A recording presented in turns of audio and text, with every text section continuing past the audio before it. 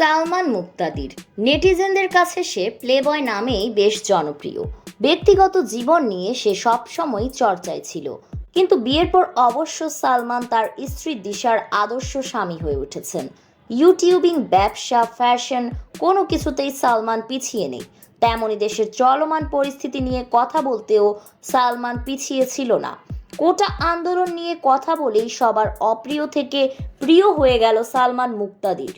সকলে এখন বলছে যে খারাপ সময়ে খারাপ মানুষই এগিয়ে আসে, তাও অবশ্য ঠিক বলেছে।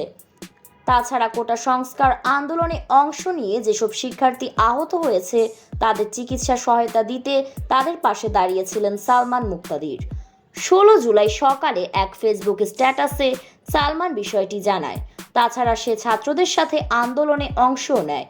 টিয়ার গ্যাস তার চোখে পড়ে, তাও সালমান বলে আমি ঠিক আছি। সেই সাথে সালমান শোবিজের তারকাদেরও ধুয়ে দেন, যারা মুখে বড় বড় কথা বলে। ইউটিউবিং দিয়ে সালমানের পথ চলা শুরু হয়। মজার ছলে সালমান ভিডিও বানাতো। সালমানের ভিডিওতে সমাজের অস্থিতিশীল অবস্থা, সমসাময়িক বিষয়গুলো উঠে আসতে শুরু করে, তাই তার ভিডিওগুলো বেশ জনপ্রিয়তা পায়। 2012 সাল থেকে সালমানের এই কন্টেন্ট বানানো শুরু হয়। বর্তমানে 16 লাখের বেশি সাবস্ক্রাইবার রয়েছে তার চ্যানেলটিতে। ইউটিউব জগতে দেশের সফলতম কন্টেন্ট ক্রিয়েটর সালমান। সালমানের ইউটিউব চ্যানেলের নাম সালমন দ্য ব্রাউন ফিশ। নেটিজেনদের মতে সালমানের নির্মিত কন্টেন্ট দেখে কিংবা তাকে অনুসরণ করেই দেশে ইউটিউব, ফেসবুক কন্টেন্ট ক্রিয়েশনের জোয়ার এসেছে। এজন্য অনেকে তাকে এই প্ল্যাটফর্মের কিং বলে থাকে।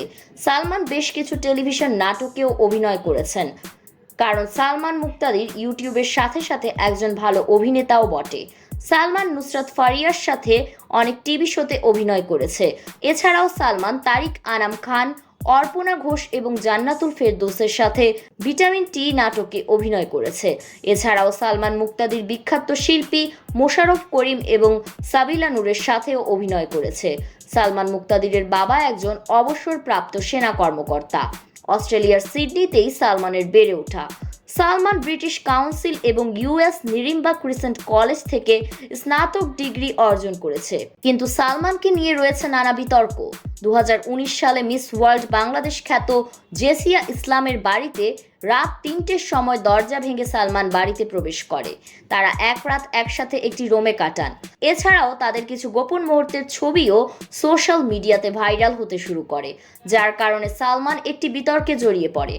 কিন্তু সব বিতর্কের অবসান ঘটিয়ে সালমান 2023 সালে দিশা ইসলামকে বিয়ে করে। এটি ছিল দিশার দ্বিতীয় বিয়ে। আগে দিশা 2011 সালে বিয়ে করেছিল এবং তার প্রাক্তন স্বামীর সাথে 2টি সন্তানও রয়েছে দিশা ইসলামের। কিন্তু এখন সালমান আর দিশার দাম্পত্য জীবন বেশ আনন্দে কাটছে।